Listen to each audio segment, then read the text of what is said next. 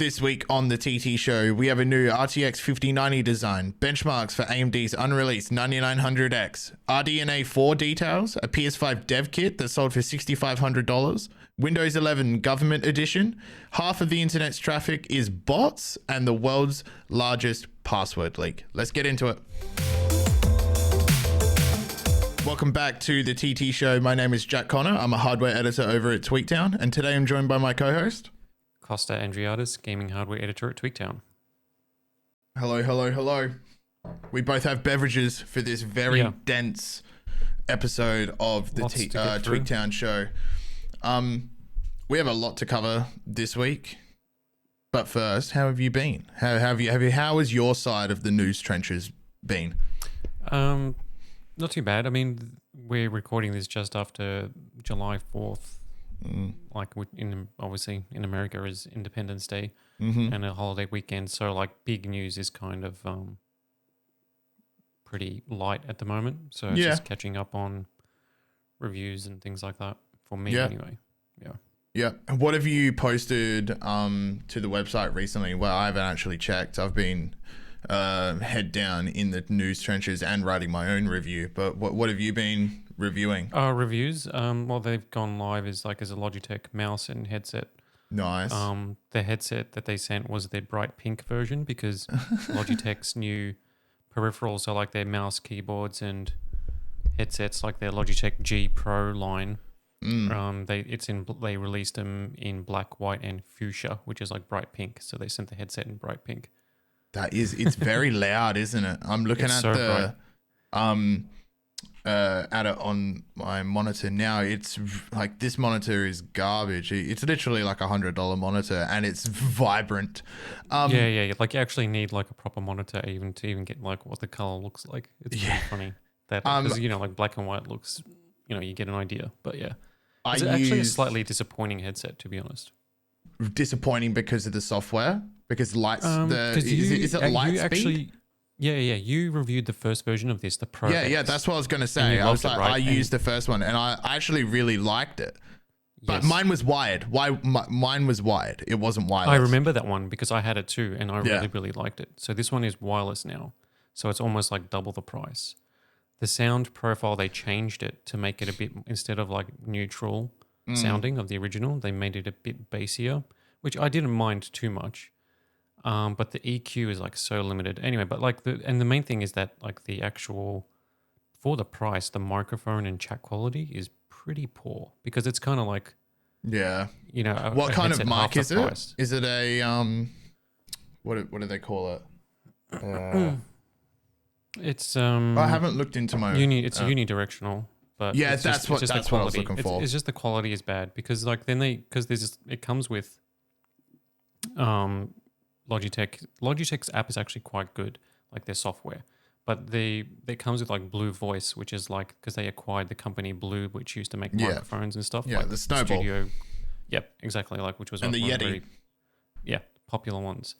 So like they've added them as part of their software, and basically what it is like a it's kind of like it's just like software based EQ. So it's like you can change the microphone to sound like you're broadcasting, like you're on the radio. Presets. And then you can even do like effects, like, make you sound like a chipmunk or robot, etc., etc. And it's quite cool. But because the actual microphone quality of the headset isn't that great, I mean, it's just average. That like if you go broadcast settings, like it doesn't really do much because like if you had a microphone and you went to that, it would make your voice sound a bit more booming and stuff like that. But because you're dealing with average quality chat hardware, quality, that it's not that great. Yeah. But then the other Logitech thing I reviewed was the SUPERLIGHT 2 mouse. How's that? Oh, it's pretty incredible. Like it's really? Like as soon as you start using it, like, oof, okay, this is a how light are we talking?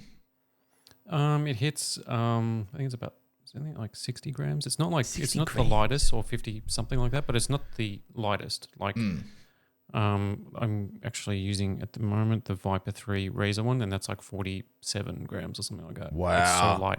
But what was the Asus one? Oh yeah, I'm actually going to be getting that one too. That one's like 46 or 45 or something. Jesus. The carbon fiber shell. We saw it at Computex, yeah. It's so light. Super light too. I'm looking at it now. I've gotten used to these super light, ultra featherweight That's mouses. because I have right now. I've got the Pro Wireless. See here. So it's the same. That was the first. That was the first one. Design.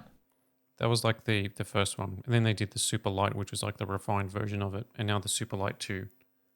There's just some slight variations to like the shape. Like they always make like these subtle changes. So the super light is pretty much spot on as like probably the best esports or competitive mouse. I would say one of the best, easily. Yeah. Well, let's get into that. Into today's show, we're gonna kick things off with something. It's a bit of a philosophical, might be slightly alarming or not even surprising at all to some listeners. So I came across a study, and I'm pretty sure it's getting picked up in the news rounds now, and I've seen a few YouTubers start to cover it as well. A study that found nearly half of the internet's traffic are bots. Now, just from that headline, does that surprise you at all? I would assume that it was like it'd be a big percentage of it, because what were we talking about here? Like a bot isn't necessarily. These are scraping bots. Yeah. So this is like, like Google. These in particular are like bots that are on websites, crawling, gathering data, etc. So they're actually kind of like leeches on the internet itself. Alarmingly high. That is alarmingly high. I don't know if I didn't look into the study enough to see if these bots count as page views. It's similar to, like, you know how you see those like bot posts on YouTube and stuff like that. Just clear spam. Like, are these real people? That's how generic the comment is, or something like that, or even on like Twitter. Bots on Twitter. Go to X, and every comment seems like it's a bot. But like this study says, 63% of that 42%, or of all that bot traffic is malicious bot traffic. Yeah, as well. So it has poor intentions. It's not like user. Well, I suppose there's no. User friendly for the person running the bots, right? But do the bots on like YouTube videos that are commenting or on Twitter posts, do they count towards the total views? I would assume so, but yeah. So these scraping bots are. I wonder if they count towards page farms views and things like that, in view farms and like that used to be a thing. Remember, like I think it's still a thing. Like you pay for like page views or whatever it is for. Or like likes on your Facebook page. Yeah. And then was like, like which ties into like, there were gaming, like, so like farms or like, WoW gold farms and. Yeah. I reckon, like, just based on this study, so the research firm says it's not just competing businesses that will be using these. Like what you're saying is like hiring out a bot farm. You would hire out a bot farm of scrapers to then scrape the data from your competition. So like I imagine straight away if I was a clothing company, right, and I'm trying to move clothes, or even in our industry, like if I don't want to associate any brands. We'll do clothing brands that we work with in hiring a bot farm. But like, imagine if you owned a clothing label and you had a direct competitor, hire out the bot farm, scrape all their data on their website. So you got like all of their, maybe you could get that, like the HTML code, how they've set up their website so you can mimic their design and stuff like that. That is, I reckon that's a large percentage of businesses are doing that. I reckon. Yeah, it's kind of weird though. Like sometimes you see, like on Twitter where you see like posts that are ads. Yeah.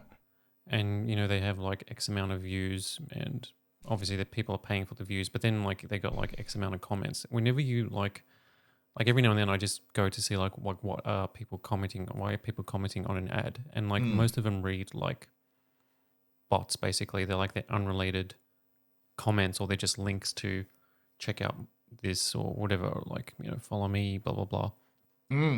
But like it makes you wonder, like, is like companies like X and stuff and like Google or YouTube in on it? Because like a lot of their revenue is based on ads. And now, like, if you're saying like let's say it's 30%, you know, if you take out the legitimate bots, if like 30% of all internet traffic is fake, so to speak, or malicious, then they would have to be in on it, right? They would have to know that they're generating.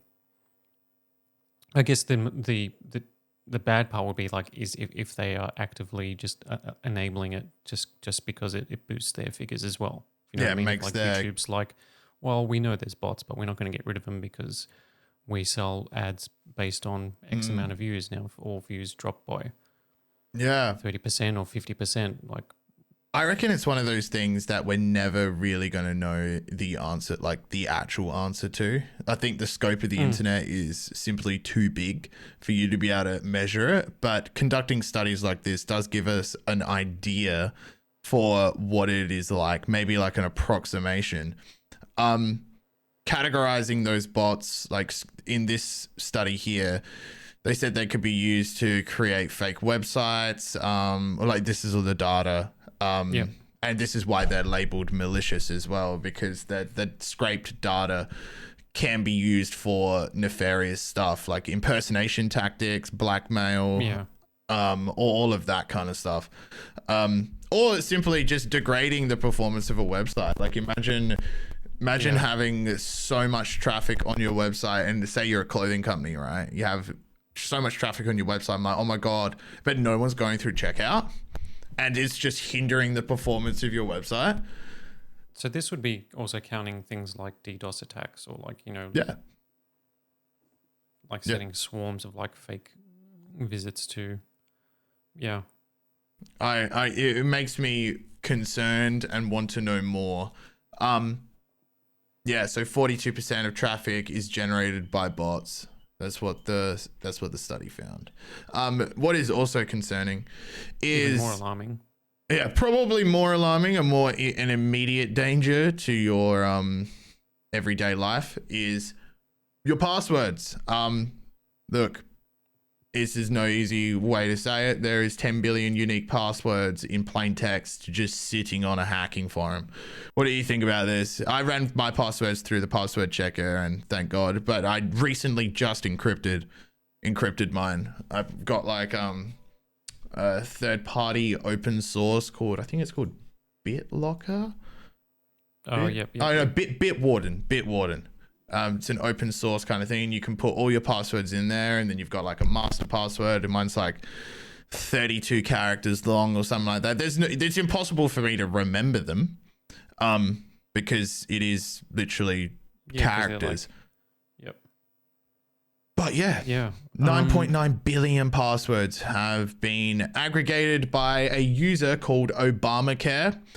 Kind of funny name. Very funny name. I know. And he wrote on the forum, which I actually couldn't find the name of, and I'm also not in the Hack and forum community, so I didn't recognize the screenshots. He wrote, I present to you a new RockU 2024 password list with over 9.9 billion passwords. So what he's referencing there is a leak called RockU 2021, which 8.4 billion passwords were leaked online. And so he's added to that again with an additional 1.5 billion passwords. And so Obamacare is apparently a user that's known to do this. He's hacked previous stuff. Where is another? Casinos, law firms, stolen employee data, and that is what all of those passwords are. But they're just passwords on their own, not with usernames.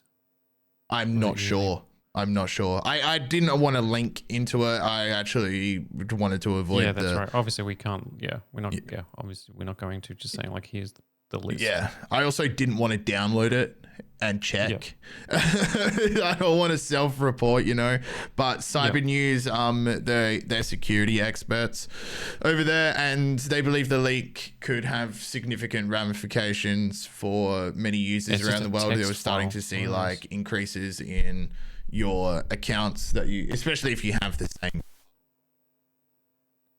Oh, you just muted somehow. Hello? Oh, now I can hear you. Yeah, I think you cut out there briefly. Oh, did I? Oh, not sure how. Okay. Yeah, is it okay now? Yeah, it's okay now. Yeah. All right, beautiful. So okay, sorry about that. I must have hit something here. Yeah. So 9.9 billion passwords. So you might start to see more of your accounts have attempts on them. Maybe. And what is good is Cyber News provided a leaked password checker tool. So I've linked that into my story. And for the listeners, you can head to the Google Docs like in every episode where all of our links are to our stories that we're talking about. Head to my story and the link for password checker will be there. Actually, I'll just put it in the description. That's okay. Yeah. I'll just check link your it passwords, but also as well, really start looking at a password manager, not relying simply on two-factor authentication with like emails and things like that. Because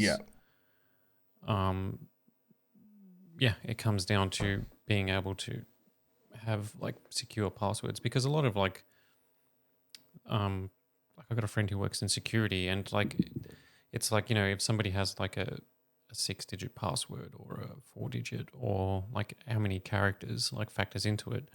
Like you can brute force your way to crack a lot of passwords very easily, like without, if they're not complicated enough or complex enough. So like password managers, like the one you were describing, like will give you like this password that typing it out would take it's like, okay, now it's that symbol, yeah, uppercase, lowercase, it's a pain in the ass.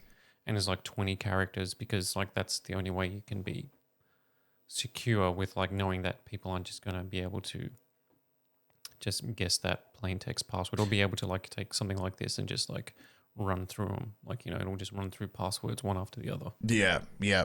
Especially if the password is like, one word like headphones 18 or something like that. Old people will just like something like so generic, like their dog's name. It's like Dave 85. Yeah, or not even have any text, just like Dave 1, 2, 3 or something, even like something, just because they have to have numbers. Because a lot of passwords were like originally like, okay, it doesn't matter what it is as long as it's at least 4 characters long back in the day. And then it changed to, well, you need to have at least 2 numbers in there because that makes it increases the complexity of being able to hack it or whatever. Now it's symbols. Now it's symbols, and you have to have a mix of uppercase, lowercase, and and it needs to be like a lot of like certain things like now like ask for a minimum of 12 characters. Yeah. Which is like the new thing. Yeah. My Bitwarden is fantastic. The only thing that is concerning is if Bitwarden gets hacked. So I know, right? That's the thing. It's like, oh yeah, encrypt your passwords, put them all into a password aggregator, and like have them all in one spot and make them 32 characters. It's like, yeah, but you can't trust that thing either, really. Like without, it'll have fantastic security, and like at least with Bitwarden it is open source, which gives me faith because it's a crowdsourced kind, like all of its users besides myself are working on it, which is reassuring. But then again, stranger things have happened. If that got hacked, everyone's passwords get hacked. So maybe like the foolproof thing is to write them down 32 characters each, just auto-generate, like use Bitwarden to auto-generate your passwords and then write them down. Don't even save them in Bitwarden. Now it's offline. Yeah, because like I remember like back in the, like there was always like ways to make your password a bit more secure. Like obviously you don't do like names or places or, like Star Wars or something like that. You just know that's my password for everything, whatever the case is. Yeah. So yeah, that was a bit of a PSA. So go check your passwords, listeners. It would be worth doing, and maybe check out that password tool if you would just want to check them, see if they have leaked online. Let's move into some hardware. Talk to me. Yep. All right. Just we've got a lot here. Sorry, quick break. My phone's blowing up, even though I messaged someone to say I'm busy. So okay, we will take a break and be right back. All right, welcome back. Sorry about that. We are going to head straight into some GPU news. 4090.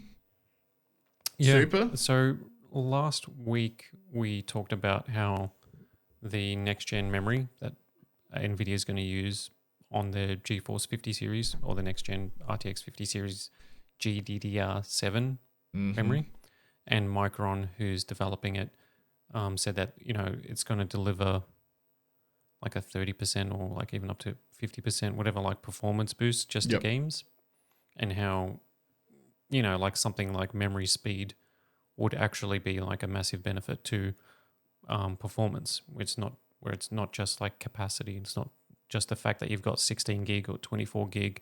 It's how fast that 16 gig is, or whatever, however much memory is on there.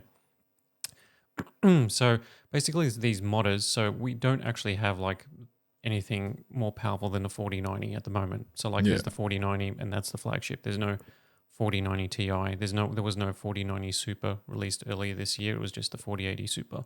The reason for that is that there's no real need for it unless NVIDIA just wanted to release one just for the sake of releasing one. Yeah. And so these modders, YouTube channel Tech Lab, so they basically took a 4090 and put it on it's compatible with like a 3090 Ti PCB or like power board. So they're able to like put it onto that, because then they could put faster, they use the 3090 Ti's faster memory or something like that. Or yeah, anyway, so basically it's like the GDDR6X memory running at a faster speed. Okay. So they it's increase like the clock speed of the memory. So the 4090's memory is 24 gigabits per second. They put faster GDDR6 memory in it, clocked at 24 gigabits per second memory speed. Oh, and they increased the clock speed of the GPU to 3000. That's right. And what we've seen with that in previous tests is that doesn't really give you that much more performance. It's like, an extra 3%, 4%, whatever. But with the faster memory, they were able to push like 13% faster performance. Wow. So like it's probably like 10% extra performance just from 23 or 24% faster memory. Wow. And so if the next gen 50 series has like, or the 5090 has memory that's 50% faster because it's GDDR7 than the 4090, that alone could deliver like a 20% performance increase. And that's based on what we were talking about last week. So that's like faster memory is probably going to be like one of the reasons why the 50 series could be like another like massive leap in performance, depending on however NVIDIA decides to break up, configure all the different models. Do you think because we would have faster memory as well, we could start to see some 8K gaming becoming possible? Yeah, but like it's possible, right? It's always possible, but it's like feasible, like 8K 60. No, not necessarily, because like resolutions get to a point where fidelity is like the next thing for like games is going to be like full path tracing, like full like ray tracing, not just one thing, ray tracing like 5, 6, 7 different elements of it where it's looks cinematic and stuff like that. And that's like only possible now on the high end 40 series, and only with DLSS and frame generation and all sorts of AI stuff going on.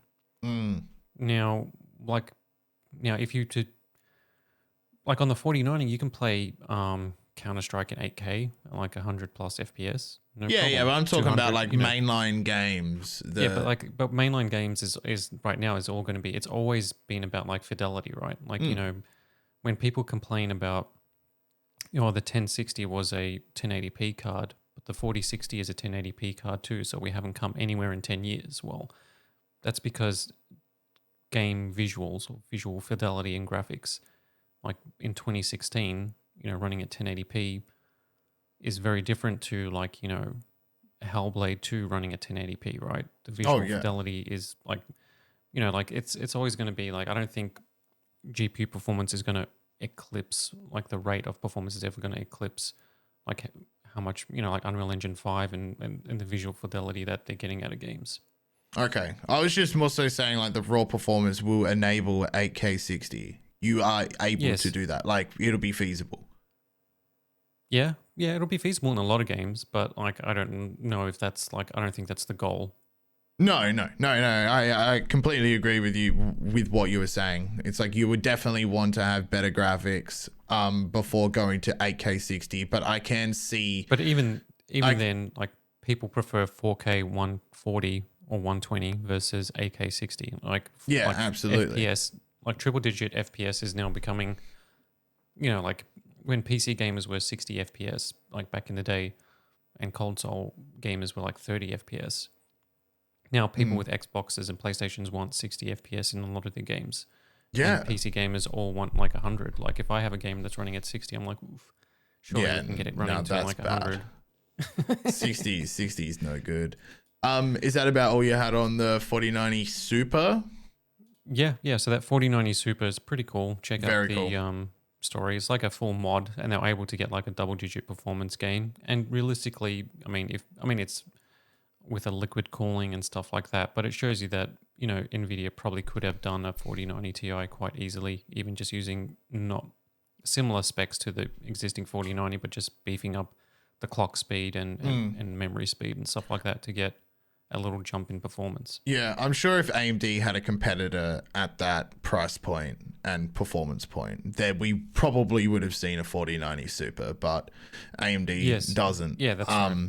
There's just nothing that comes close to the 4090. But speaking of AMD, we should keep it on the GPU train here. Let's talk RDNA 4 GPU. Yeah, so RDNA 4 is the next-gen Radeon RX 8000 series. Hasn't been confirmed, but we're just assuming that that's what the naming is going to be, just like we are assuming that it's the 50 series for the next-gen GeForce. And the Nintendo Switch too. Yeah, exactly. It's not difficult to to guess these things when they're just numerical. So now we've got some like firm dates for AMD. So now AMD usually trail NVIDIA, so there's still like a good chance that NVIDIA's next gen 5090 and 5080 will launch at the end of this year or towards the end of this year. But AMD is waiting till next year, and apparently the multiple sources are confirming that the plan is to announce at CES in January. CES is the massive consumer electronics show in Las Vegas, and it usually happens in the first week of January, like the 6th to the 10th or something, somewhere around then. It's like right after Christmas and New Year's. And pretty much like there's usually big announcements there. Not generally with GPU stuff, but it just all depends on timing. But AMD will essentially be announcing RDNA 4 and Radeon cards at CES in January with the idea that they'll be launching soon after. So maybe as soon as like 3 weeks after or like a month later. But that's kind of like how probably like, within 2 months. Like these companies don't really like formally officially announce things unless they're just right around the corner. Yeah. And so what are they going to announce? Well, what we know is that RDNA 4 or the next gen Radeon cards are not going to have a quote unquote flagship, which would be a 4090 killer or or even their existing 7900 XTX killer. What they're doing is that they're skipping that for this generation based on rumors and multiple sources stating that they were going to go a crazy multi-chip design, but that's being pushed back for RDNA 5, which is going to be a completely different architecture. So RDNA 4 is going to be all about efficiency, a more efficient node. It's potentially even just using the same GDDR6 memory, so they can come in at an affordable price point. Mm-hmm. And the performance should be close to somewhere between their current existing RDNA 3 flagships, the 7900 XT and the 7900 XTX, but at a more affordable price point. But where they're going to actually make a compelling case for like picking one up is the fact that RDNA 4 is going to deliver a significant performance increase to ray tracing. Now, if you want like high-end, if you want to play Cyberpunk with ray tracing, you need like a 7900 XT or an 7900 XTX on the AMD side, because like you basically have to brute force it with a Radeon card. But you can get that level of ray tracing performance with a 4070 or a 4060 Ti on the GeForce side. So what the rumor is that it's at least 2, but possibly 3 times the ray tracing performance, because it's completely new RT hardware. And this is what's going to be in the PS5 Pro. So when Sony announced their PlayStation 5 Pro and say, look, all these games that had ray tracing, now they've got, PC quality ray tracing. And that's going to be one of the selling points for the PS5 Pro based on this hardware. So if AMD come out with something that's cheaper than a 4070, but can deliver 4080 super levels of ray tracing.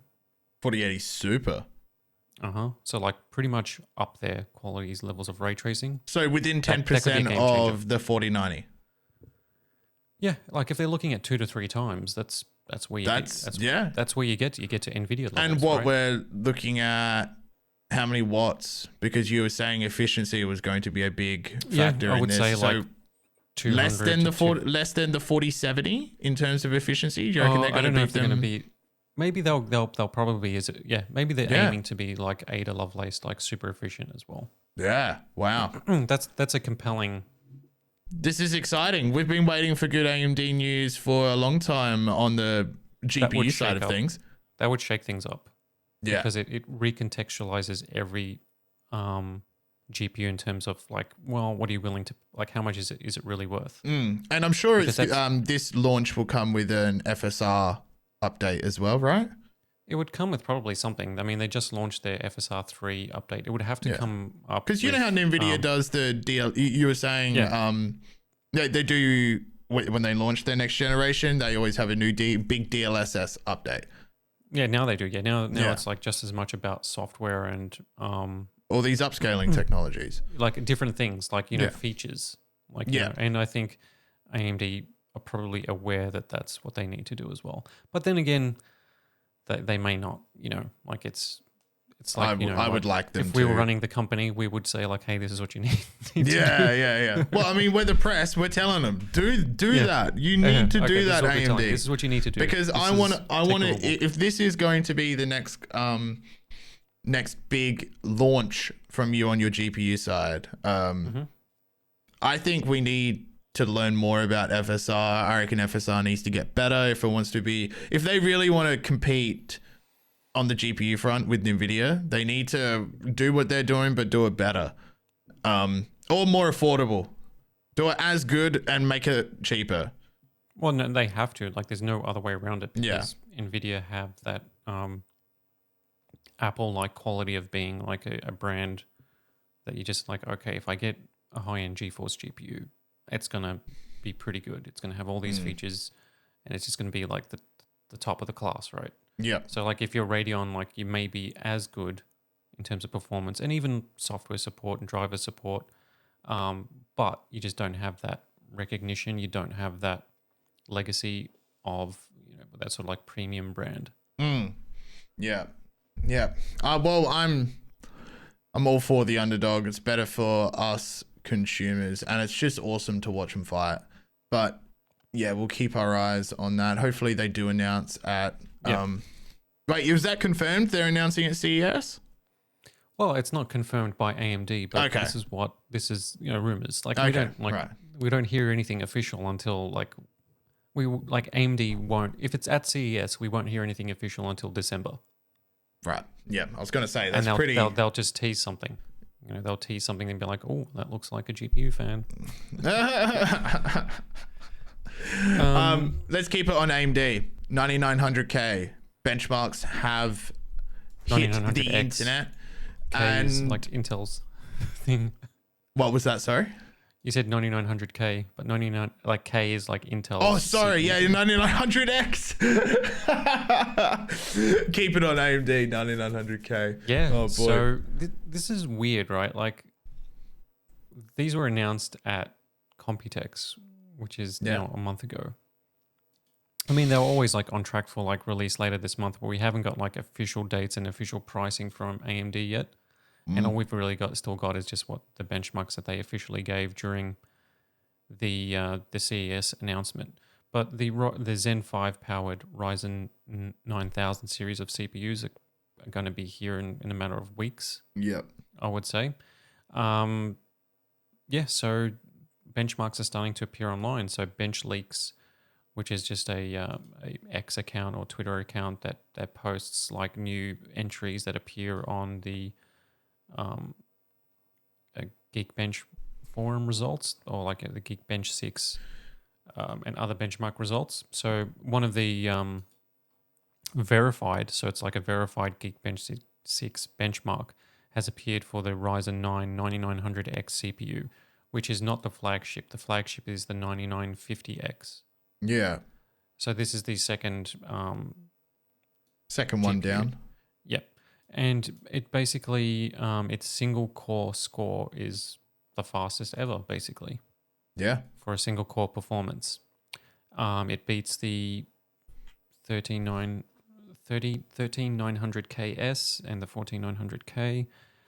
It's 10% faster than the 13900KS, which is a Intel CPU that was supercharged to run at 200 plus watts. Yeah. Right. Let's not. No stability issues. Beating that is impressive because that was just basically overclocked. For sure. And juiced up. The 9900X is a 120 watt CPU, so it's using half the power, and it's more powerful. But that's that's a Intel's couple of gen old. We should say CPU, where these benchmarks come from. Yeah, like it doesn't say specifically, but we know the system. It's like an Asus system. We see like it's ROG motherboard. You get the full CPU specs. It's got 32 gigs of DDR5 memory. This system, so it doesn't seem like too outlandish. Like it's like 32 gigs of memory. It's like a high end board, but you're going to be using a high end X670 board. I reckon this is the reviewers. CPU. The reviewers that are benching their CPUs right before launch. Yeah, potentially. Most likely, yeah. That's like I was always told that when these like 3D Mark scores leak and all that, it's reviewers. They shouldn't be verified online. Like that should be disabled. But I'm guessing some people just don't disable that, sending the results online. Or they forget to, and they just need to run. Yeah, they need to run the program in offline mode as well. Yeah.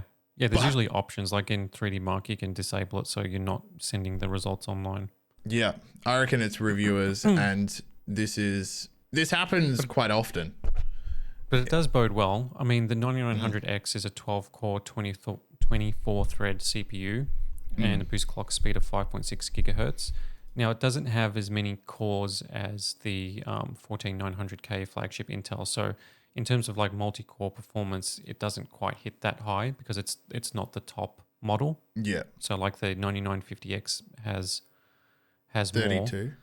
Yeah, I'm pretty sure. And but it doesn't get like absolutely decimated by them either. Like it's still competitive. So it seems that like Zen 5 looks like it's going to be like across the board a good series of CPUs. Yeah. And there's been a few other leaks saying that they actually run cooler and not as, because obviously like they're not like the power profile is like less for a lot of them than the previous gen. Yeah. People are going to be surprised by these, and this could end up being like when they eventually release the 3D versions and things like that. These would be great. I think this is going to be huge. I think this will hit the heights of the 5000 series. Like the 5700 X3D and the 5800 X3D and like those super popular ones, and like the 5950X, which was like a beast of a CPU. Yep, I've got a 5600X. It's still chugging along. Yeah, that's right. I think it's going to be kind of like that generation where it's going to have long legs and. Yeah, Zen 3 was great. And that is the 2-year cadence, right? Like of a really good a really good generation. These benchmarks do bode well. I'm excited to see them. I'm excited to see more of them. I'm sure they're gonna keep on leaking as we head into launch. Do you know the launch date? No, apparently it's right at the end of the month. That's what I have in my head as well. 31st or something like that. Yeah, I got that in my head as well. Okay, let's keep it on the hardware. Let's bounce back to GPUs. Yep. Yeah, 5090. One more GPU story is 5090. So at Computex, remember when we went to see Palit and they had all these new designs? Yeah. Well, they're teasing another design. Oh. Like that wasn't there. No, these are for the 4090, man. These aren't for the 5090. This will be for the... No, I'm kidding. Yeah, because they're going to launch. That's what you were 40. telling them at the Computex showroom floor. You're like, so why would you be making these 5090 for 4090 designs when the 5090 is coming out next? Like, well, why are you saying like the cooling and the power isn't finalized when you already know the 4090 specs? And it's like, oh well, we're still testing. It's like, okay, yeah. I mean, you can put two and two together, but the thing is, like, it's actually cool that Palit are coming out with all these new designs because, like, it's been kind of a little bit stagnant. Like, we see revisions, right? But like MSI, they did that for the Super Series. They did that new fancy expert design, right? And that's going to probably carry over to the 50 series. But like the 40 series launch was pretty much like from Asus, you had like your Tough Gaming, you had your ROG Strix, you had your dual designs, and they pretty much haven't changed for a few years now. I mean, they've been refined, etc., etc. Like MSI's, like Ventus and the Gaming X Trios and the Supreme, they have looked the same for a long 4 years now, more or less. Do you remember the Twin Razor? Yeah, MSI designs. Yeah, they're old school ones. I like these palette designs. Yeah. So, but the thing is, like, this is like their redesigned Game Rock. If you remember, like, if you know their Game Rock one, that's the one that looks like glitter, like a disco ball. That's the totally silly one where it's like LED crystals on the front. No, I can't remember. I don't know. I can't believe I hadn't linked it into the Game Rock 4090. I'll send you. I'll just Google it. You just do Game Rock 4090 and what do crystal balls? Do you see like it looks like a crystal? Wait, where did you send it? Oh no, I haven't sent it. We put it in Discord. Alrighty. Facebook. Just like scroll down, like it's kind of like it's just like LED lit, like with like little bits of like clear plastic. Oh my god, yeah. Crystals. Oh no, I do remember this card. It's so gaudy and like it's like it's not for us, right? Like it's very like some people might look at this and go, okay, I want the most over the top RGB. It's bling. GPU. Whereas this new white 5090 that they've teased on social media, including X, they're just saying that what's happening. They just posted a teaser which actually shows the GPU and it says what's next for the second half of 2024. Get ready for more information and cool stuff from Palit. And it's just an animation. Now internet sleuths have looked at because there's like a tearaway where it pulls apart and then you see the new design, and they've kind of like looked at the GPU components and said, oh, that's a 4090, right? Because you can tell by the memory configuration and the chip size and the board, right? Yeah. But they're not going to actually be teasing the actual 5090 board, right? and they're not going, like, the odds are they're not going to release a brand new 5090 at the end of 4090 at the end of this year with a brand new design when the 5090 is coming out, right? Yeah. So it's like, okay, so it's clever on their half just to tease it, but then obviously they can't even confirm the existence of the 5090 or the 50 series. That's how, like if you ask MSI, are you going to have a 5090 when that comes out? They'll say, oh, we can't say. Yeah. It's like, of course you are. Like, but they can't even acknowledge that these things exist. So that's where Palit is coming from. And yeah, so this new design is wide. It's got like kind of like wavy RGB lighting. It looks way more sci-fi and futuristic. I kind of like it, but like I think it's way better than the previous Crystal. I was about to say it's way better than the previous one. By a mile, right? Yeah. But like if you're not a fan of like white GPUs and RGB lighting, it's not for you. But then again, Game Rock, I do love never white have been GPUs. for you, and this is like way better than the previous design. It's more modern and it feels a bit a lot. Anyway, to me, it looks a lot better. So anyway, like that's like another 5090 or 50 series GPU from Palit to look forward to. We saw a few at Computex as well that looked really cool. And to be honest, like I kind of like this idea of new GPU launch, new designs, new looks. Yeah, like absolutely. I would like Asus and MSI to just go like, hey, that Strix, the ROG Strix, it looks completely different now for the 50 series. Yeah, change it up. I reckon they'd find some change it up completely. Better engineering. If they were on a cadence of like changing it every single time, they'll probably stumble across like some better cooling method or something like that. Let's keep it to the hardware. Let's go Nintendo Switch 2 performance. This news was sourced from Moore's Law is Dead, and he is talking about the wattage that he believes the Nintendo Switch 2 is going to be. And he expects there to be a pretty big performance uplift in terms of the docked mode. And Nintendo's focus is increasing performance when in docked and also maintaining efficiency in handheld. Which is, you've just described the original Nintendo Switch. Yeah, but this would be a bigger jump. This would be a bigger jump, apparently. Of course. It always is. Yeah, it is. It always is a bigger jump. I just wanted to rattle some numbers off to you and see if this falls in line with what you have in your head. So, he believes this Switch 2 will run at 5 watts in handheld and will be a fanless cooling solution. And in docked mode, it will be bumped up to a range of 15 to 30 watts and introduce some kind of cooling solution. I'm not sure if it'll have a fan. And the raw performance will fall just behind the Steam Deck. So if a game is running at 90 FPS on the Steam Deck, it'll likely run at 60 FPS on the Switch 2. Well, that kind of lines up with what I had in my head as well. Yeah, but also as well, the Steam Deck comparison is tricky because it's not a 1-to-1. Like, I mean, and people know that it's console hardware and PC hardware is very different, but Nintendo hardware is a different thing. Again, like, PlayStation is an x86 console, like the same with the Xbox. They are PC-like. They've got Radeon GPUs. They've got CPUs that are based on Zen 2 or 3 or whatever it is.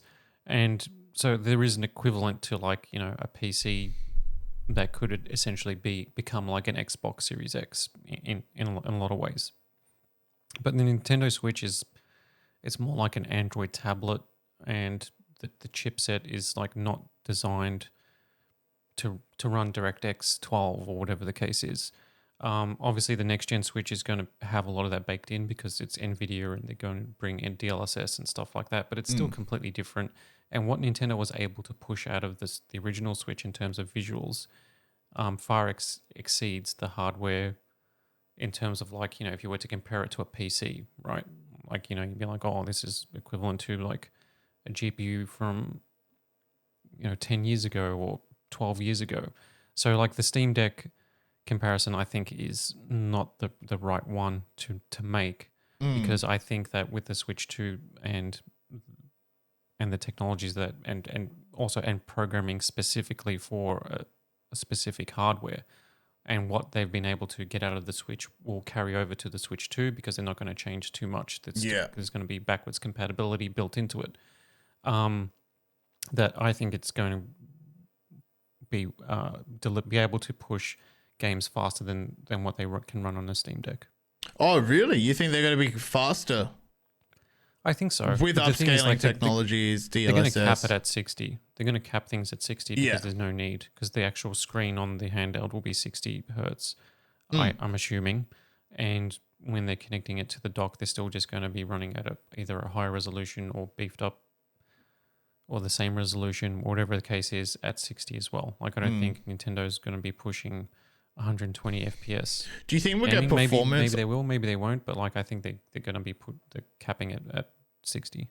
Do you think in docked we will have a choice between like quality and performance like we do on other consoles? I think it's going to be automatic like with the Switch. So like if you play Zelda in handheld mode, it runs at 720p and the performance and the visual fidelity is what it is. But when you go into docked mode, it not only ups the resolution, sometimes like it runs faster, and that just happens automatic. Nintendo, like, I don't think the way that they create things is all about being able to tinker. Like, some developers might. I think some developers might be able to tap into, like, if it's got DLSS and might have an option to go like 4K 30 or something like that. Yeah. With DLSS or like 1440p 60, or like they might have like a quality and performance mode, but I don't think Nintendo will. I think it's designed to be seamless. So where you go into docked, then it's going to run either faster or at a higher resolution. Yeah. Okay. No, that's... I think people are going to be like initially underwhelmed with the Switch's raw hardware, like, and yeah, I reckon so. Because this thing has already, like we discussed, I think last time, like this thing has already been finalized like at least a year or even 2 years now. Like the actual hardware is already 2 or 3 years old.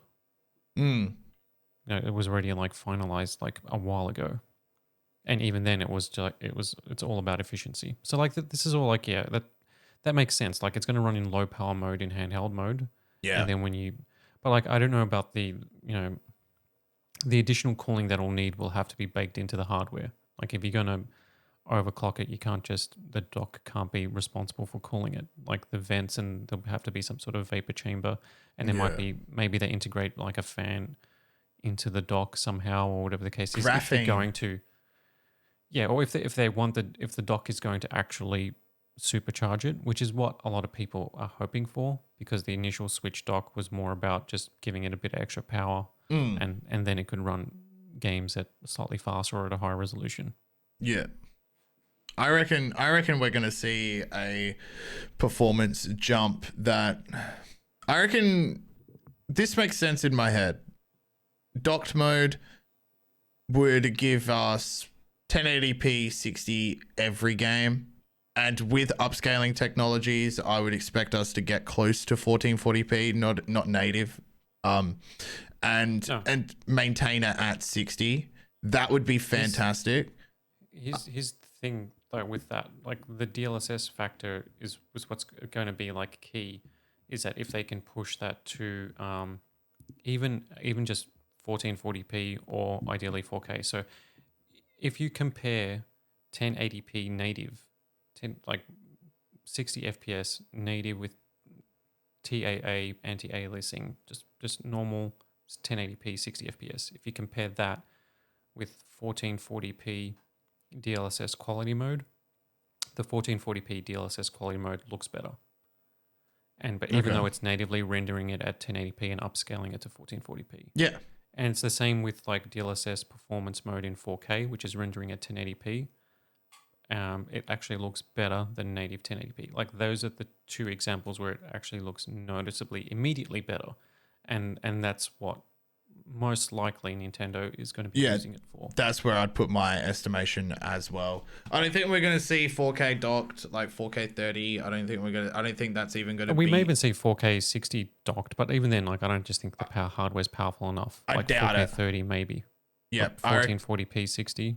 1440p 60, and I don't even think it's going to I don't think the resolution is going to be 2560 by 1440. I think it'll be some cooked 5% drop where it's it sometimes hits it sometimes hits native and then it bounces back down depending on the load and what's happening on the screen at the time. I reckon when it's at 30 watts, it's pulling as much power as it can. I don't think we're going to see our games at 2560 by 1440. I reckon that'll be when it dips down. I reckon actual Nintendo's first party titles, I reckon they will probably get really, really close, like a new Zelda or a new Smash Bros or something like that. I think the new Mario will be a 60 FPS game that'll run 1440p 60 or even 4K 60 depending on the VRAM,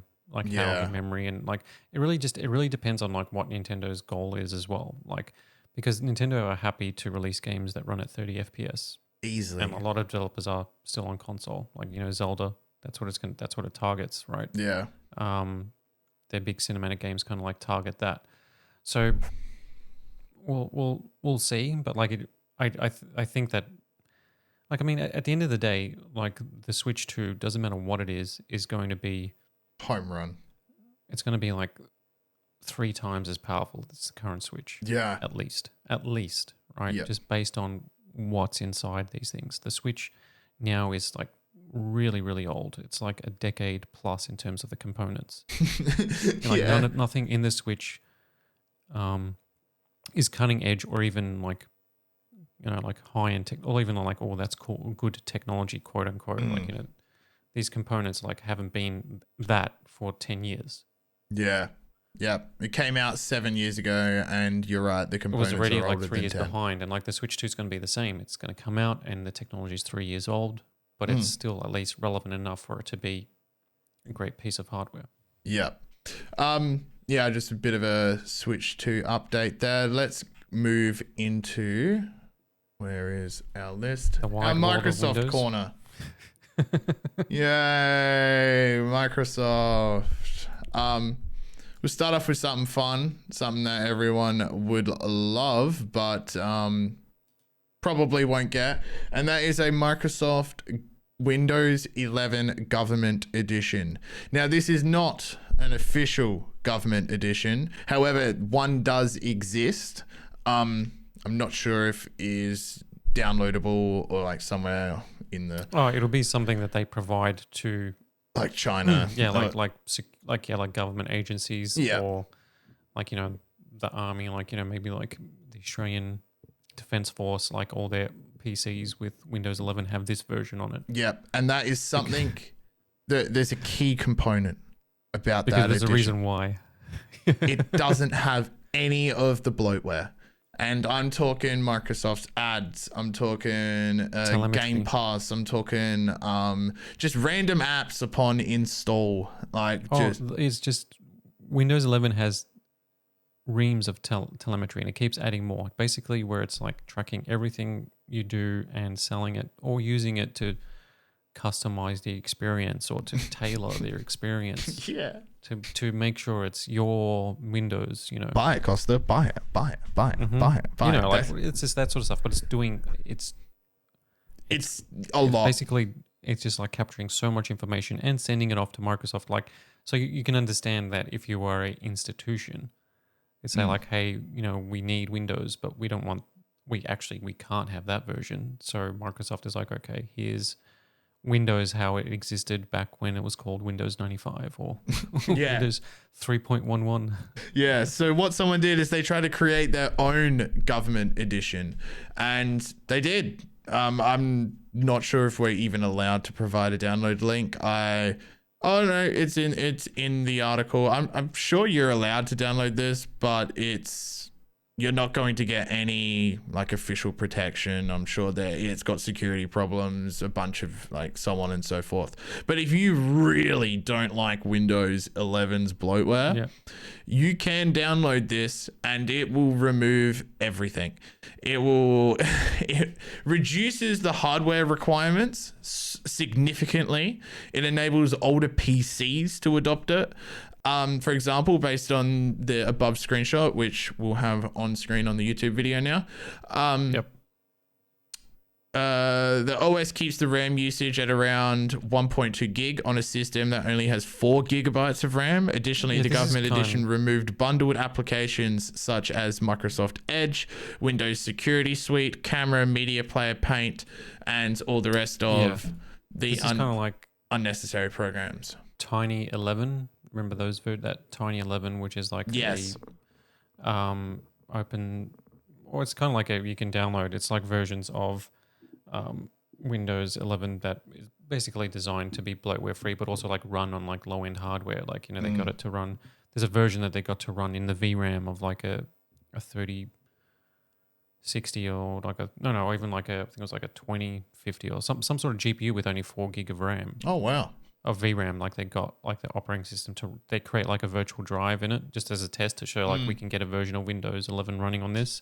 Obviously that version is like so cut down, so basic that it's almost like you're in command prompt or whatever. Like you can't really do much with it. But like, you know, like it goes to show you that it can be stripped back.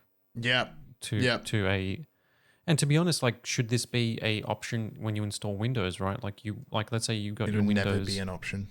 ISO, right? And it's like, I want just like, you know, like bare bones, like whatever it is, like however they say, like a bare bones version of it. And you select that and then it installs just like this government edition. And then you can just say like, I want the full, or like, I just want, you know, if you could tailor the install to be this. They'll never do that. Yeah, I know. They'll never do that. I only did a story this morning about Microsoft rolling out a new update to Windows 11 that will add a advertisement into your settings for Game Pass. So this update comes with a bunch of, you know, security improvements, new features. Like if you right click on a file, it's just something off the top of my head. Right click on a file and go to, you know how you have compress? You can now compress it into like multiple different files, like file types. Which is good. That's like, those are the kind of things that were like, oh yeah, nice. But also a part of the update is in your settings, there'll be a tile that says Game Pass, and it will only appear if if Windows 11 detects that you play games. So for users that don't use their PC, so if you have Steam, if you have like Steam installed, or I'm guessing another client of some kind, like Battle.net or whatever. But this ad will only appear in your account settings. If you go like just settings, I'm pretty sure. No, here it is. Oh no. You have it? No, like I just went. Oh no, I have it. Like, I have it. I'm already like a Game Pass subscriber, so yeah, maybe it's already there. Yeah, because I'm also subscribed. But yeah, for users that aren't subscribed, that will become an ad.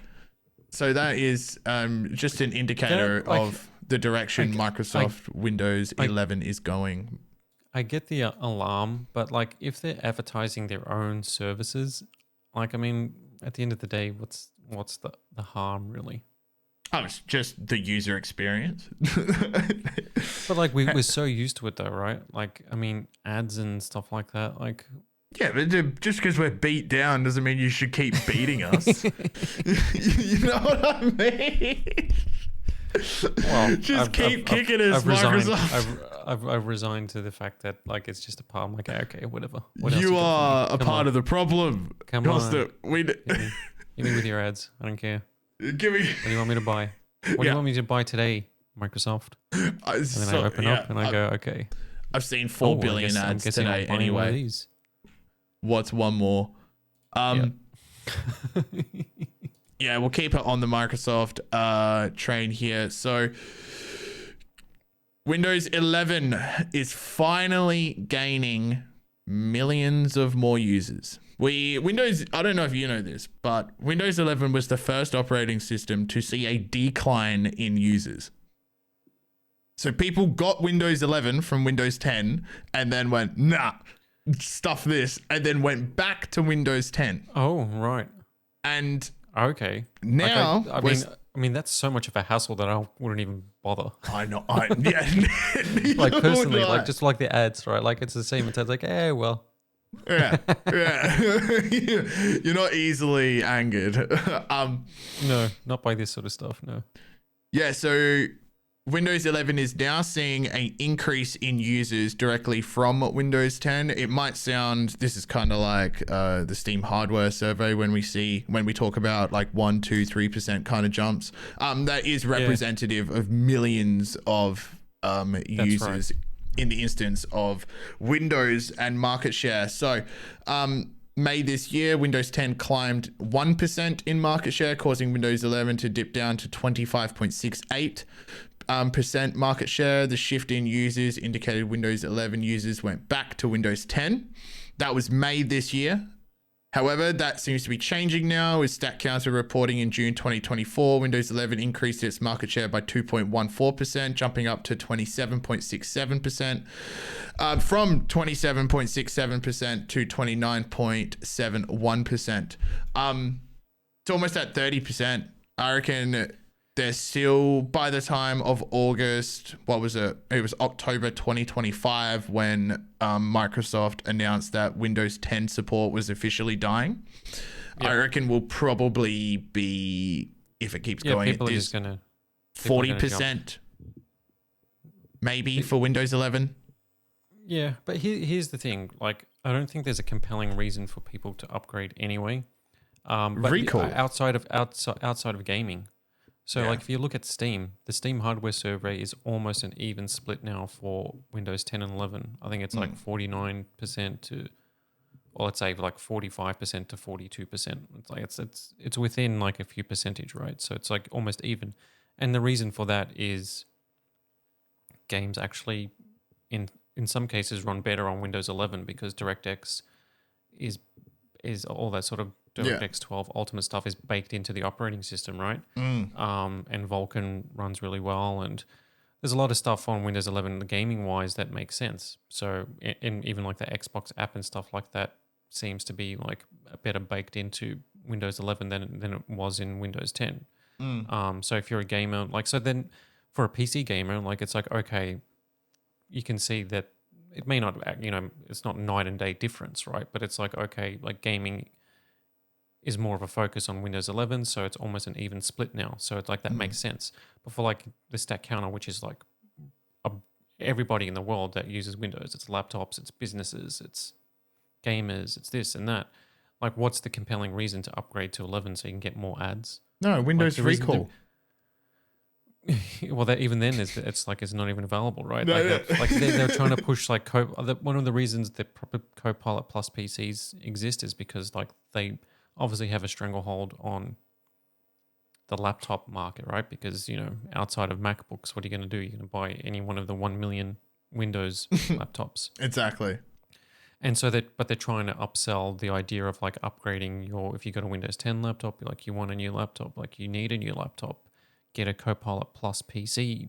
It's like it's Windows 11, but it's only if you get these. Like like they're trying to like make a reason for you to buy it because there's no real.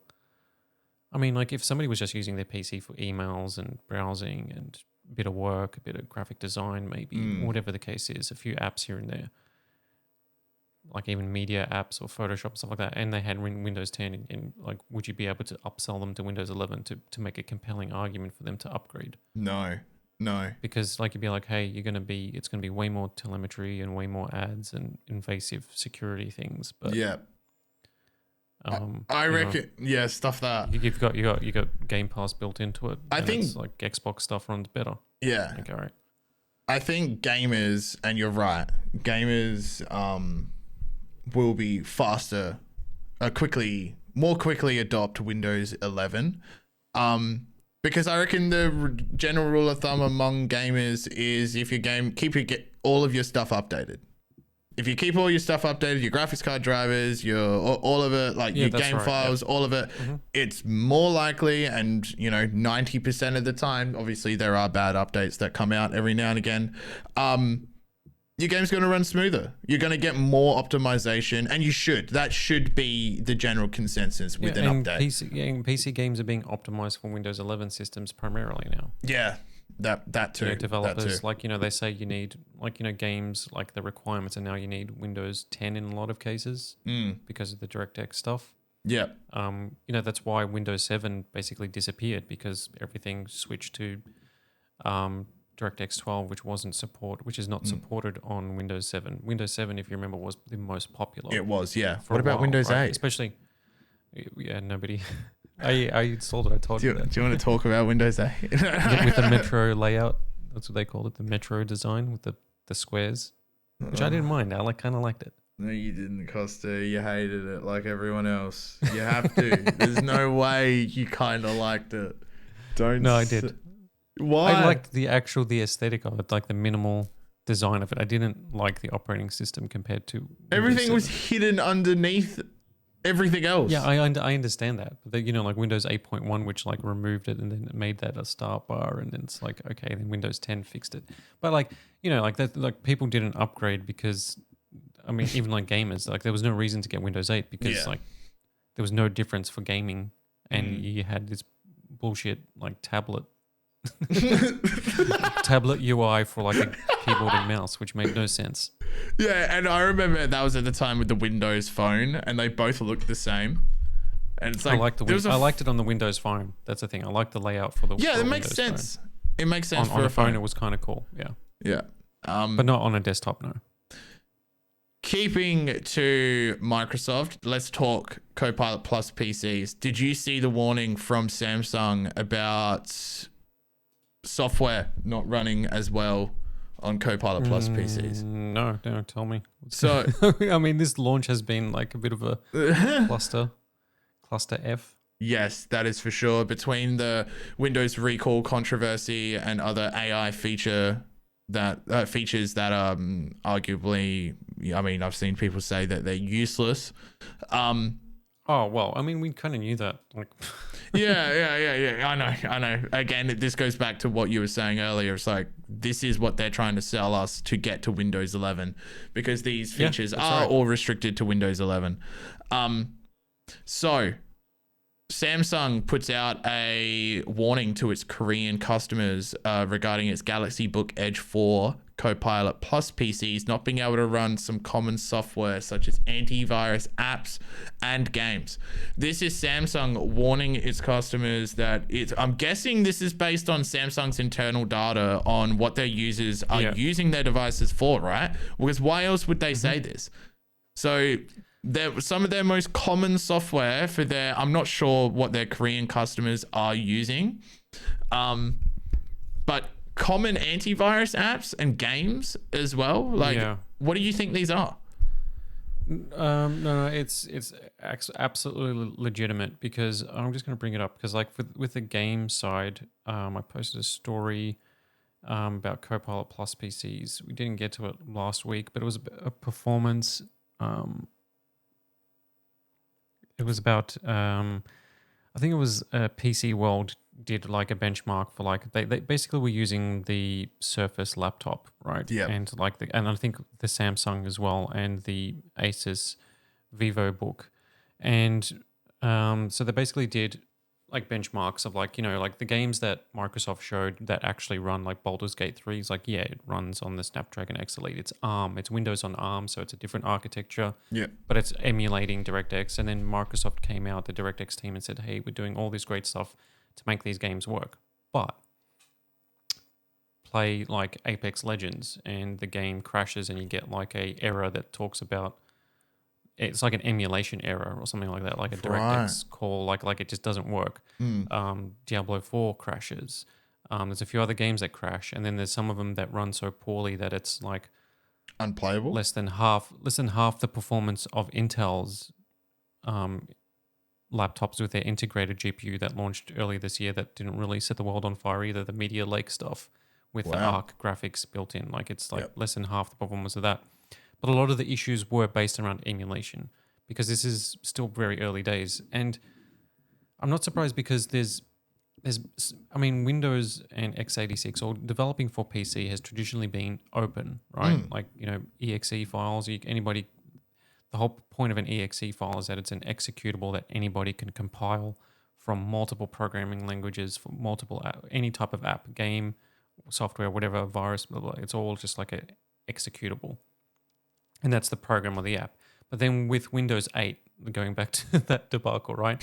They launched the Windows Microsoft Store or whatever it's called, and they introduced the UWP, the Universal Windows Platform, which was their own sort of like the way program, the way it works, the way it runs, but it's only compatible with their store, and then you have to release your apps through their store, and then some people started doing that. They were kind of like companies were forced to do it, and it still exists now, and that's what the Xbox app on PC is like. It's tied to that, which is why it's still clunky.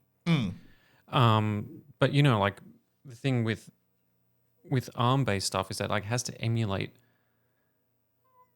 basically so many different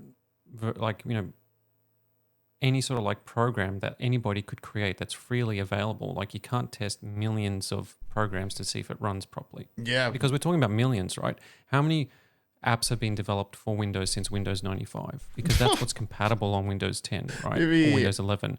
You can run it in compatibility mode, and some of them doesn't work because there's some emulation layer. But if you go back to XP, right, anything from any bit of software developed from XP onwards works on every Windows PC. Yeah. This is the problem with it in changing the instruction set. It's like you now have to. It's all emulated. Yeah, you need to decide to. So, for these Snapdragon-powered Copilot Plus PCs, developers will need to decide if they write in the native architectural language of the Snapdragon SoC, right? Or they use emulation. And Microsoft chose to instead emulate instead of starting to rebuild. Well, yeah, it's the smart choice, right? Because you'd have to port everything. Yeah, I know. But like that was their decision to either port it over to the Snapdragon architecture instruction set, whatever that is, ARM. And or emulate it. And if they are emulating it, which they are, then you have you've got like latency problems, right? Like you have to run this through Prism, which is their emulation software. Yep. And even though it might not be used, you might not necessarily notice it when you're using the program. It's still putting load on, like you're still having to run that process through your computer. So there is problems when it comes to that as well. I just think it's crazy that Samsung are saying, like, beware that you might not be able to use everything. This like is another indication that Microsoft kind of like rushed this out the door, because if we look at their whole Copilot Plus features, like with recall and stuff like that, and the word that was coming out was that, remember, it was like these are all just uncompressed screenshots, and then it's like there's no security, and then their security team comes out and says, oh, okay, yeah, we have to fix this and that. And this is like a week before these things was supposed to be on retail shelves, right? Yeah. So it kind of feels like the whole Copilot Plus thing and the Windows and ARM was rushed out. And like early word on Prism is that it is generally okay for emulation layer, right? Because like Apple's been doing it for a while, right? And that was kind of pretty crummy for a long time. But this is like in a decent state. But the way that emulation works is pretty simple, right? And if you look at game emulation as an example, and it's the same with like each game is potentially like a different app. So you're looking at Nintendo 64 emulation. Mario 64 runs fine. Then you try to run Zelda Ocarina of Time and it glitches. Like the visuals are like, like some certain effects, like it all looks fuzzy, or like there's weirdness going on. There's visual artifacts, there's glitches. And then the emulator, the people that develop the emulator, they go, okay, they look at the game and they realize that it's doing things differently. It's like, oh, it's doing that instead of this and this instead of that. So then we update our emulator to be able to support that. So then the next game that's similar to that runs well, and then there's another game and they run into another problem. Like they update the emulator to deal with these situations, or it's how reactive. different programs. So then if they're like, for example, like, you know, with Microsoft, with Prism, like they're going to make sure that, you know, apps like, you know, McAfee and NordVPN and like all these sort of things going to run fine, right? Photoshop. Because millions of users and stuff like that. And then and then they come across some other app or any of these Samsung things that have issues or whatever the case is, then they just have to update Prism, and then any other apps. Then the next version of Prism will solve this issue, and then 10,000 more bits of software will now run fine on it. Yeah. They update another issue, and then now like 50,000 more. Like that's just the way it's going to be for a little while. And I think like it's going to take Windows on ARM is going to just take a while to mature. Well, Microsoft already claims that 87% of the total app minutes people spend in apps today have a native ARM version. What do you think of that claim? Well, yeah, because they're on phones and they're talking about like maybe versions that are on their store or whatever. Like, yeah, but that's a loaded question because like it's not, because as much as they want to push, like that's what I was talking about, like their store platform or like the UWP format, which would be like a native ARM based version if it's on their Microsoft store or whatever the case is, like people aren't installing that version. They're going to, like, you know, look at my desktop. I got like, there's none of these are like native Windows Store versions. Like Acrobat Reader is like the x86 executable. Yeah. Audacity is that. Steam is that. Signal is that. All these apps are like pretty much that. Even though there might be a version of it on the Microsoft Store, I'm not going to be running that version because it's worse. Is it? I mean, does it run worse? Oh, it's just clunkier. Like it's just not designed for like PCs. Yeah. Like, it just feels different, right? Like if you go to the Windows Microsoft Store and like you look at, you know, apps that are there as well as on desktop, those versions just seem way different. Yeah, well, I like running the Xbox app. Do you use that one? Yeah, I use that. Is there even a x86 version? No, but it's kind of like a hybrid now. Yeah. Because they got it to be able to run those sort of version games and then plug into apps that run that, and they keep updating, you know, so now you can choose where to install, you can manage your like, you know, basic features, right? Because you know, the other version is like ARM-based version is running off the philosophy of like a phone where like you don't have file control, you don't have control over your PC, right?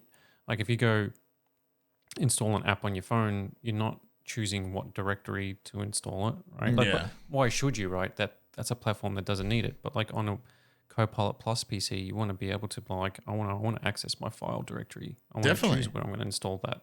Like, Yeah. I don't want to not be able to access the folder that's installed to. Yeah, on your new $3,000 laptop. Because it has some weird admin thing layer that's not even associated. But yeah, so like I think it's, but then they could be, that 87% figure could also be that, like, you know, most people just use these 5 apps and those work. Yeah. You know what I mean? And just hit the majority and that's good enough. Yeah. I mean, I suppose that's all they can do, right? And then just slowly add more and more. Our last Microsoft story here. This is a patent. So obviously there is no word on this product coming to market, but it does, I think, give us a potential glimpse into what we could see privacy turn into. The market is turning more and more towards privacy, especially following like everyone finding out Facebook sold everyone's data. And especially with the slow adoption, but it seems to be going that way even more so now than ever into just the digital landscape. And as we were talking about at the start of the show, it's like passwords, all of these things are becoming more and more ingrained in our daily lives. So people are turning towards more privacy based solutions, and they're also expecting privacy options in their existing products as well. I mean, we were just talking about Recall, how that was literally taking screenshots of your desktop. Yep. You can probably imagine why people were upset about that. So Microsoft seem to be, again, this is just a patent, this may never even come out, thinking about new designs for stuff to implement privacy into their devices. Now, I thought this was awesome. So the new patent describes an encryption technology that makes it impossible for anyone to read text that is on a device's screen that isn't the user of the device. So what it does is it takes the text on the screen, will encode it with modifying letters. I'm just imagining, scans text on the screen, jumbles it with more characters, and then combines the original text with the jumbled text, and then uses eye tracking technology. So Microsoft has your irises. Yeah. Privacy. The system uses eye tracking technology to display only the encoded version of the document in the peripheral view of your eyes, of the reader, while also making the focus point clear for you to read. So it would be really interesting to use this kind of tech, and I reckon it would be disorientating to read stuff. I think so too, because it's like, so everything that you're not looking at is blurred or encrypted, but where you're looking, it's like it decrypts it on the fly. Yeah. But which is actually really cool. But there isn't a telescope effect. So it's not like you're reading through a telescope, if you know what I mean, because that would be very difficult. Because current privacy solutions are attempting to solve this same problem of visual hacking, someone looking over your phone and reading your financial data. Yeah, because that's what it's for, really. Yeah. It's like if you're out and about and you open your laptop and you got confidential embargoes. But even just for us, like it's like, okay, I'm opening that NVIDIA press release for like the RTX 5080 or 5090, and it's like, oh, this is going to be announced next week, and then I'm just there just scrolling through the document. Yeah. Like, if somebody's sitting behind me, like I wouldn't be able to do that in public, or if I did it in public and somebody just looks and goes, oh, okay. Yeah, and then they make a massive stock purchase in NVIDIA or whatever. You would have no idea. And visual hacking is a real issue. So current solutions are attempting to blur all the text on the document other than where you are looking. However, this creates that telescope effect when you're reading, and that's disorientating. But what this new Microsoft patent is doing is it's widening that focus point, and it's also making the text jumbled. I'm guessing there is a difference between reading text through this technology, reading it in a line, and then having jumbled kind of text around it, versus I think subconsciously blurred. Then because you won't notice it, because like if you were like the blur you would notice, right? Yeah. Whereas if it's just like if you're just reading something and then you just focused on it, like if everything else is in focus, but you're not reading everything all at once, then it might actually feel more natural to read. I completely agree with that. Because if they're able to nail the latency right, so like let's say it's all in focus and you go, and you dart around the document with your eyes, and it's able to like keep up with that. It needs to be like the Vision Pro. It would be seamless. You wouldn't even notice it then. It would be very seamless. It'd be like, have you seen someone use the Vision Pro and then they're like navigating the UI with their eyes? Okay, yeah. And then it's kind of like the eye tracking in the PSVR 2 as well. They use it for rendering, like foveated rendering, like where you're looking is where you get the higher quality models and textures. Yeah. And it works pretty well. Like it is like it's smart that, I mean, it's almost inevitable that would be used for, I guess, document encryption or decryption. I think it's a fantastic. Like you said, there's already versions that exist, but yeah, like the best version of it could be this one. Yeah, I think it's a fantastic piece of tech, and I really do hope we hear more about it, because I would love to be able to use something like that. Not that I have anything besides embargoes from companies to really hide, but you know, I like that. I like that option. That's really cool. And if I was in a position where I do look at a lot of sensitive material, then I'd be using that for sure. Let's jump over to the PS5 Dev Kit. Yeah. What the hell is this, man? What is this? What am I looking at right now? All right, so the PlayStation 5 Dev Kit leaked before I think the PS5 did, right? So like PlayStation's Dev Kits, which are basically like PCs with the same hardware as the actual console, right? And it's the same with like the Xbox Dev Kits. The Xbox Dev Kit is just pretty much a rectangle. Looks like a home theater thingo. And basically you can just like developers can like copy the games across and just like run them from like a dev mode on the console to test them, right? So it's a dev kit. It's not meant to be sold or even out in public. So somebody has taken the PlayStation 5 dev kit and sold it for $6,500. Now, what makes this funny is that it was never referred to as the PlayStation 5 dev kit. It's called the Pizza Station Dev Kit because people that when they first saw images of the PlayStation 5 Dev Kit, it has like this triangle opening with like vents in the middle. Yeah. That looks like a pizza slice. So whoever's sold this, like, and whoever's like got their hands on it and sold it, which they're probably not allowed to do, definitely has done so with tongue in cheek by calling it the Pizza Station 5 development kit and taking pictures of it with a pizza slice, like a frozen pizza slice in that spot with like frozen pizza in the background. And it also was sold with a spatula that they must have just bought off the shelf and put a PlayStation sticker on it. What is this guy doing, man? What is he doing? This would have to be some developer, engineer that works for a studio somewhere, right? Like this has to be from a developer. This is like a developer. So obviously, like it's come from a developer. I don't know. Wouldn't the models be marked out? Like you would know that, you know, model 3145 went to, I don't know, Santa Monica Studios.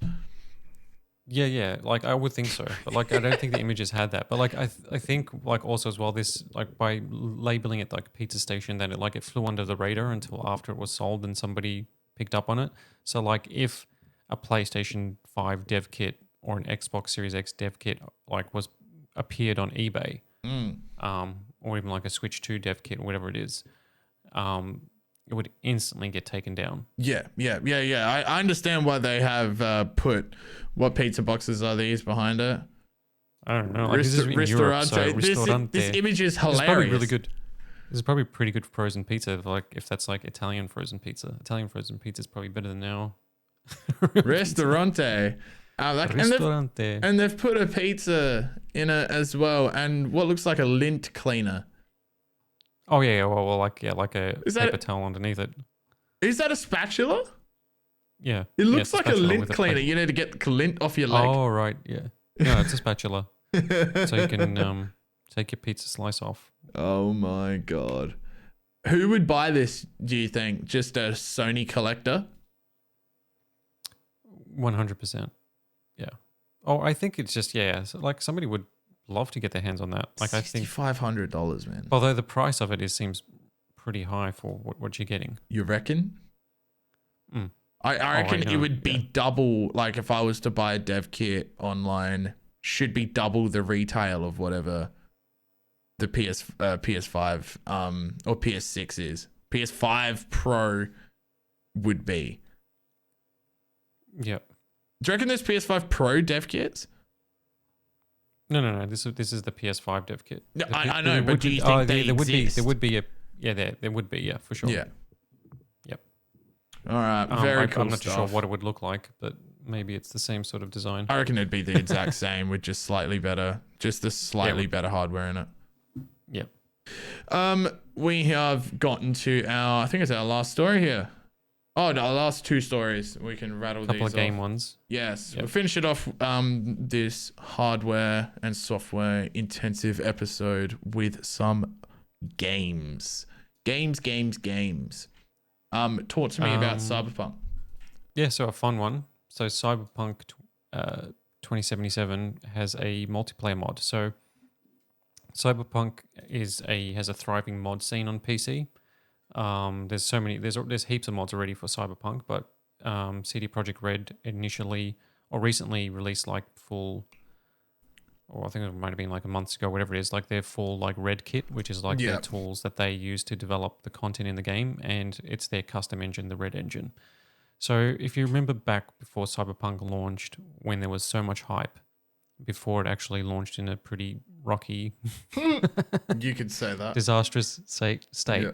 Right? CD Projekt Red came out to say, like, it was kind of like hyped up like GTA. Like, it was going to be this big single-player RPG, and then even CD Projekt Red said that there was going to be a multiplayer add-on or expansion or potentially even standalone version.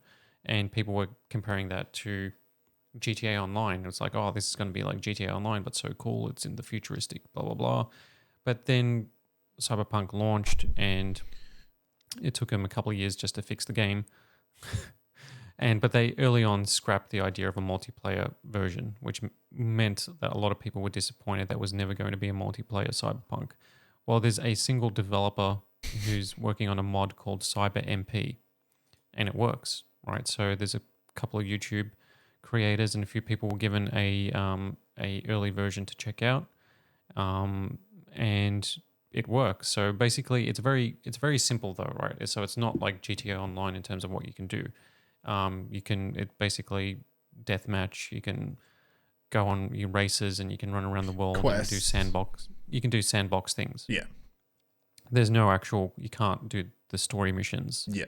Because it's the game wasn't designed, and there's limitations. There's very little character animation because there's no official third person mode in the game. So when you see other characters running around, they're either just like floating like that. But there's like, apparently it's now been updated with some like basic run animations. But whatever the case is that like it works. Like the big thing is that it's actually, the latency is good. Like it's not laggy. It's not like, like a mess of like, rubber banding and, like an absolute nightmare for like multiplayer. So like apparently like the racing is a lot of fun. It's fluid. It just looks weird. It just looks weird. Yeah. And like give it some time and there's going to be like a full multiplayer mod for it. And I think other modders will come on board and add like GTA Online type stuff, because in Cyberpunk now you can, have multiple different apartments and upgrade them. Like they may do things like that. Like I think that this could lead to like a GTA Online. This is the foundation. Yeah, for that type of mod from the community to create. Awesome. That makes me happy. Because this is like Skyrim level, right? This is like something that'll keep the game relevant for another 5 years. For sure, especially if there is a thriving mod scene and like big modders can all work on a massive multiplayer mod that becomes like the mod that you get if you want to play Cyberpunk multiplayer. Like it would be wicked if you could go throughout the entire story, kind of like how there's the Elden Ring seamless co-op mod that a lot of streamers use when they want to play with another streamer, and you can go through the whole story together, which is great. That's awesome. They need to do something like that. I mean, they should probably fix the run animations first, but we'll get there. We'll get there one thing at a time. Yep. I think that's cool because like I loved the idea of Cyberpunk having multiplayer. Yeah. And then it was like scrapped very early on, and a lot of people were disappointed because it was like a GTA Online type of experience with that would be incredible. Yeah. And if we get an official one, it won't arrive until the sequel. With the sequel's currently in development by a new studio, CD Projekt Red Boston, leading development, and that could potentially have a multiplayer mode because at least they know now what worked and what didn't, which was the game itself. Yeah, when it launched, right? That does do that. It has been a redemption arc for Cyberpunk. It took a while, for sure. Like the most recent expansion, you play the game now, especially on PC, and it's pretty damn good. It's very like good. It lives up to what it was supposed to be. Yeah, it should have came out in the condition that it is now. We'll finish off this episode with some sad game news. Battlefield 3. Battlefield 3. Hold on, I just want to make sure I get these right here. So EA has announced that it's removing Battlefield 3, Battlefield 4, Battlefield Hardline from the PlayStation 3 and Xbox 360 versions. They will not be purchasable anymore. This doesn't affect the PC versions of the game, but, you know, I reckon we'll probably see them go at some stage if they're shutting off the... It depends on how big the communities are. I'm not familiar with them, but I think Battlefield 3, like, if they shut down Battlefield 3 on PC or 4... Yeah. Because they're kind of like interchangeable. If they closed those two, like Hardline, I don't think anybody cares about. That was like this weird spin-off that was like 3 was great. Like a cop movie, but 3 was like so good. And I would still I would jump into that now, like, and play the Metro map. Yeah, with the buildings falling. Just fun. Yeah, I would just go. Yeah, it was. Oh no, the Metro one is the subway one. That's just it's just like two teams, just like a bloodbath. Yeah, and it's dark in there. It's wicked. It's like a tug of war that never gets beyond the middle. Yeah. That actually never moves like more than an inch in either direction. It's so much fun. So I'm just going to give some more details on this. EA announced that online services for these titles will end on November 7th. Single player content in the games will be available will remain available to buyers of the titles. Awesome, because that's what we love. That's what we know Battlefield for. Yeah, that's good. It should be noted that purchasing and online services for the aforementioned titles are only being removed from the Xbox 360 and PlayStation 3. I want to say that and make sure that is clear, because the PC gamers will riot if they think that their stuff is being shut down. But I say unto you, be ready. I think it's going to happen. I reckon they're going to turn it off. I mean, they kind of have to. But like the thing is, like, I don't think like it would cost them that much to run Battlefield 3 servers for a company like EA. Like, how much in server cost do you think that When is? did Battlefield 3 come out? Oh, it was ages ago. But the game still looks good now. It still looks great. 2011. Yeah, so it's a decade old. Yeah, I reckon those PC services are staring down a barrel in EA's financial meetings. They're like, why is it costing this much and who is playing this? So I mean, it's on Steam and it's actually doing pretty well on Steam. Let's have a look at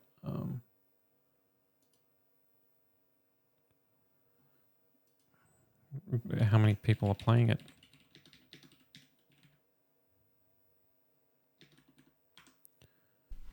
All right. Yeah, not many people. Yeah, only like 300 concurrent. So not many. That is low. Yeah, so it's still pretty low. So like, I mean, you're going to upset like a few people, but you don't want to lose the option of being able to jump into Battlefield 3. Yeah. Yeah. You don't. But, you know, that seems to be the way it's going. Yeah, so Battlefield 5 is the most popular Battlefield still. Like 2042 flopped. Yeah. It's in second, but Battlefield 1 and Battlefield 4 is still popular. See, Battlefield 4, it's different because it's weird because like Battlefield 4 was kind of like was basically 3.5 in a way. Because 4 was basically, you know, the same mod, because they went to that modern setting again. It was just slightly, you know, this, even like a lot of the maps are the same and things like that. They just refined it.